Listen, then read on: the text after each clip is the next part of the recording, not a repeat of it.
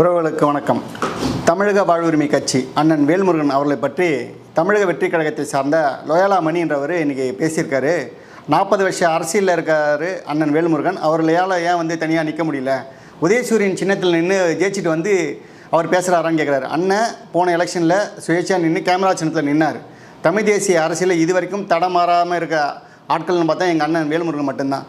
கேட்குறாரு திமுகவோட முட்டு கொடுத்துட்ருக்காரு. அவருக்கு அவசியம் கிடையாது. தமிழகம் முழுக்க கட்சியை வச்சுருக்காரு, தமிழகம் முழுக்க ஆட்கள் வச்சுருக்காரு. லோயாலா மணிக்கு நாங்கள் தமிழக வாழ்வுரிமை கட்சியின் சார்பாக கண்டனத்தை தெரிவிச்சுக்கிறோம். அவர் பேசுகிற ப்ரெஸ் மீட்லேயும் பேசுகிற வார்த்தைகளும் தவறாக இருக்குது. தமிழக வெற்றி கழகம் ஒரே ஒரு ஆர்ப்பாட்டமோ போராட்டமோ உங்களால் பண்ண முடியல. ஒரே ஒரு ஆர்ப்பாட்டம் சொன்னீங்க. இந்த பக்கம் காவல்துறை வந்த உடனே உங்கள் ஆட்கள் எல்லாம் சந்தில் பூந்து வர்றாங்க. ஆனால் எங்கள் தலைவர் முதல் ஆளாக அவர் நின்று தான் போராட்ட காலத்தில் நின்று இருக்கார். தாமிரபரணி தண்ணி பிரச்சனை போய் பார்த்தீங்கன்னா முதல் ஆளாக நின்றுக்கார். டோல்கேட்டில் எங்கள் அண்ணன் தான் முதல் ஆளாக நின்று போராடிருக்காரு. எங்களோட போராட்ட காலம் தெரியாமல் உங்களோட வார்த்தைகள் தவறாக இருக்குது. தமிழக வாழ்வுரிமை கட்சி சார்பாக எங்களோட கண்டனத்தை தெரிவித்துக் கொள்கிறேன். நன்றி.